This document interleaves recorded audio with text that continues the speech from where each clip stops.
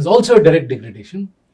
You have, for example, our indigenous aircraft carrier. It has got more fiber than the city of Delhi has. That's the amount of connectivity we need. Now, all of us have seen Operation Sindoor, right?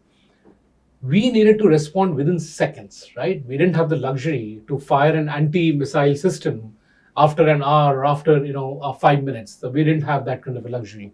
So in order to be able to respond quickly, you would need fiber optic, which by definition carries light. Light is the fastest thing in this universe. You cannot go faster than light. And therefore, when you send a signal, it goes at the fastest speed possible. If you have a copper wire, electricity travels at 1/10 the speed of light, and therefore there is a delay.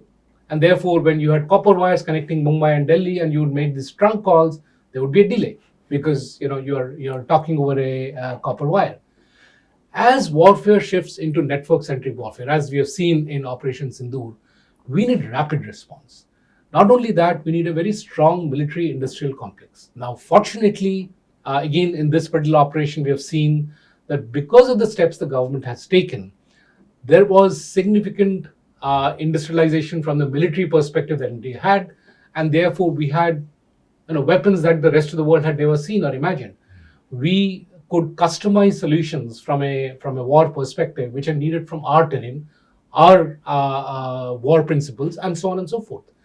If we don't have that capability to craft things as per our requirements, we will not be able to service the warfare. Mm-hmm. Now, what gets even worse is the fact that all of this can be degraded. So anything and everything that can be weaponized will be weaponized. We have seen that happening with pagers. True. Right? A simple thing like pager can blow up. Now, let's not delude ourselves and say, oh, there was only one thing that happened.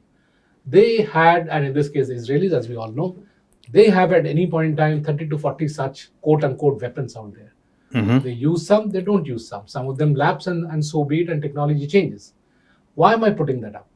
It's because when we look at optical telecom, and I'm just focusing on optical because, again, the government has done a stupendous job on the rest of the telecom equipment.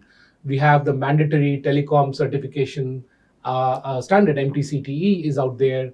We've got the National Security Directive for telecommunications equipment. So we have these steps taken. But there are new technologies that have evolved, and there are some things which have fallen through the crack. And optical communication is one such thing which appears to have fallen through the crack, and which is where it's important that in today's context we really bring it up sharply so that we start solving it.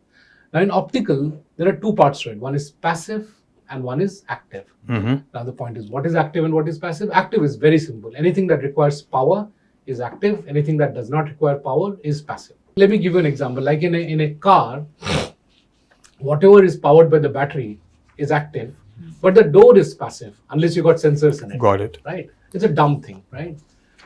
Now, what turns out is that what appears to be dumb is not so dumb. So till now, the thought was that anything that is active, since it has got power, so it may be sending stuff to our adversaries outside of the country or would be compromising. What has turned out, thanks to some of the deep research done by the US government, is that even the passive components, such as like a fiber optic, can be weaponized.